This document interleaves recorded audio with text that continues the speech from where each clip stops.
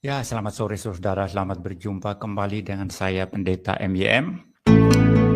Sore hari ini saya ingin membahas satu topik, sebentar saudara.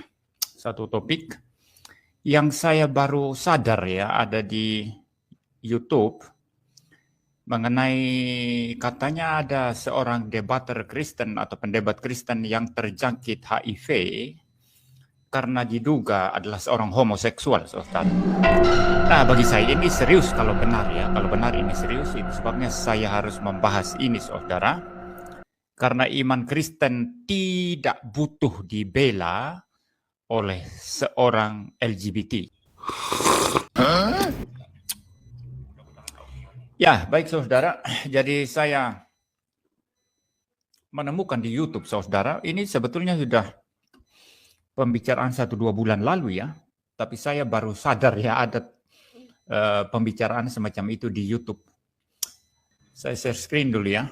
Saya bersaksi bahwa saya pernah menampung seorang apologet muda yang miskin, kere, gembel, sekarat, mau mati, percobaan bunuh diri waktu itu, ternyata mengidap HIV AIDS.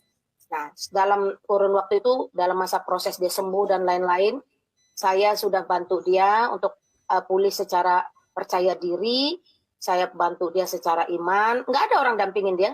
Orang dia nggak ada bapak, nggak ada mamanya kok. Ya, sudah saya pikir saudara ya. Di situ seorang ibu ini yang ternyata saya tahu kemudian namanya Ibu Lina Wijaya ya saudara ya.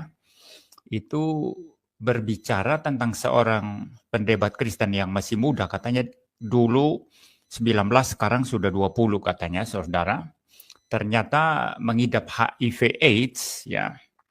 Dan dia sudah berelasi dengan banyak orang, termasuk nanti saudara dengarlah sendiri di YouTube ya. Saya tidak akan memutar semua saudara karena saya tidak ada banyak waktu untuk memutar semua itu. Dan ternyata orang ini menginap di rumah dia waktu sakit lalu dirawat begitu. Nah, yang pertama-tama saya harus tegaskan bahwa ketika seseorang tahu satu hal yang salah, dan ini serius ya, bukan sekedar sesuatu kesalahan kecil, tapi ini besar dan berdampak bagi orang-orang lain, bisa merusak hidup orang lain, lalu diam saja, Anda berdosa loh. Anda berdosa loh ya.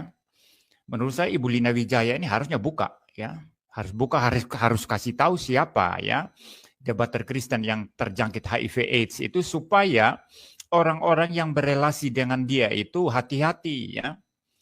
Ya, hati-hati saudara, kalau dia adalah homoseksual, ketemu sesama homoseksual lalu mereka bersetubuh, lalu yang tadinya homoseksual yang bersetubuh dengan debater Kristen ini tidak ada HIV-nya kemudian terjangkit, ya itu sudah merupakan hukuman buat dia akibat perbuatan bejat homoseksualnya kan.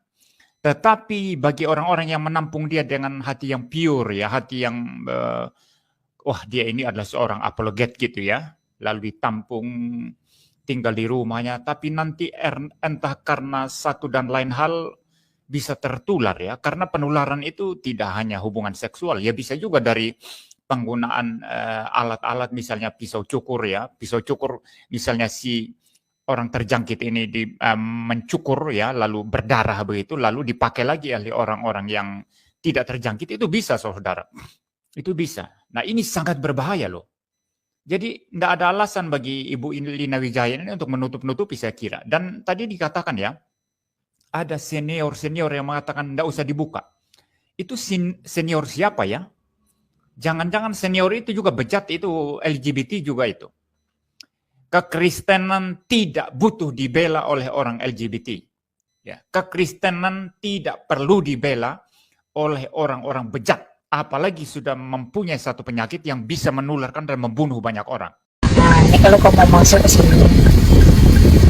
Jadi yang pernah ke rumah ini teman-teman banyak banget. Jadi Lina Wijaya itu tidak pernah menutup-nutupi tempat tinggalnya, alamatnya. Teman-teman Katolik sudah pernah ke sini, apologet Katolik ya. Apalagi si Elia yang pernah tidur dirawat di sini. Ya. Apalagi si Elia yang pernah tidur dirawat di sini. Sekarang Mikana juga ada di sini.